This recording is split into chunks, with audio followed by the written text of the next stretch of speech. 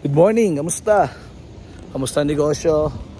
Kamusta ba ang mental health, physical? Kamusta ba ang lahat? Just a quick random clips. Kaya gising ko lang eh. So konting kwento lang to about me. Wala mo lang kausap eh, kundi ako lang din naman eh. So, sa negosyo is good. Health, medyo tumaba. Mental is good. Ano pa ba? Yun nga. Pero ganun pa man, sa mga followers ko na lagi nag-aabang ng mga, sabi nga nila yan, free gems, advice. Yun lang din. Kilusa mo na lang kilusa yung bawat ano mo, bawat ginagawa mo. Kung nagmamadali ka sa champion o sa paldo, talaga may proseso eh. Talaga may proseso. Dadaanan mo talaga yung pagkakataon na talagang i-semplang ka, idadapa ka. Parang hindi ka kumikita, parang ganito, parang ganyan. Tapos pag kinain at tinalo ko ng drama, wala. Ito yung mga bagay-bagay talaga na talaga magpapahinto sa'yo.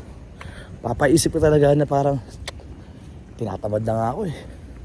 Mga ganun. So, ang point lang din yan, diretso ka lang. Post mo lang, upload mo lang. Yan yung mga bagay-bagay na moves sa pwede mong maano sa pagdinegosyo. So, minsan, tabahan ka pa ng mga anxiety, depression, mga ganyan-ganyan storya. Awayan ka ng family mo. Ano ba, magkakaroon ka ng problema sa paligid. Di may iwasan eh. Kasi kasama sa parte nga talaga para lalong tumibay ka.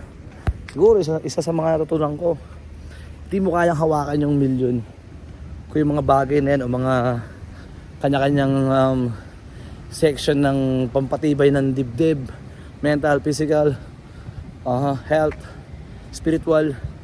Pag kulang-kulang ka sa mga ganyan, talaga magigiba ka kasi di mo kayang hawakan ng pera nun. Isa pa, kahit sabihin mo napakagaling mo dumiskarte, kung no read no write ka, yari ka dun. Kasi bakit?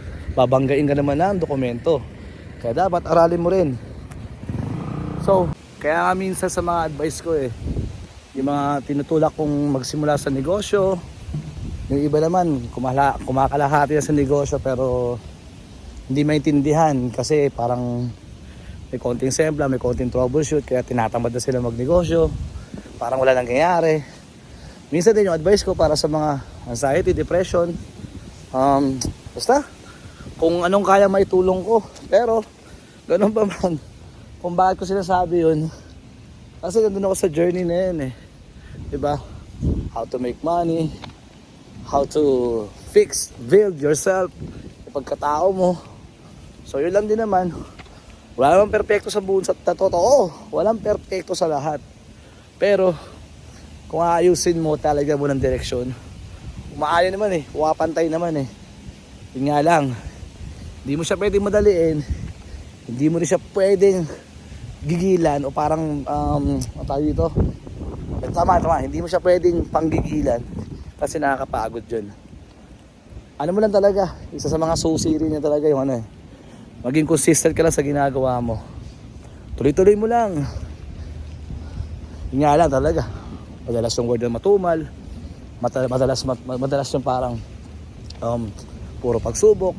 Pero gayon pa man, lagi naman sinasabi din ng paligid to eh, palag lang. Tanda mo to, pag nalobat ka, punta sa simbahan, dun mo ibuhos lahat ng drama mo para makapag-charge ka. Kahit anong simbahan, Dre, wag sa kwarto, wag sa banyo. Ako di rin ako bilib sa mga pumipit lang ako eh, tapos kinakausap ko rin God eh. Hindi. Yung negative at yung malas nun, nandun pa rin yun sa loob ng bahay mo. Nandun sa mismong unan mo, nandun sa mismong kumot mo. Kung doon mo lang dinadrama yun, umiikot lang yun. Walang biyaya. Pero kung pupunta ka sa simbahan, pinapagpag mo lahat ng drama mo ron, di ba nakapag-charge ka? Kasi paglabas mo ng simbahan, after mo may pagkwentuhan sa kanya, ang lakas mo nun pre, niwala ka sa akin. Anyway, magandang araw sa'yo. Good morning. O siya, takbo muna ako.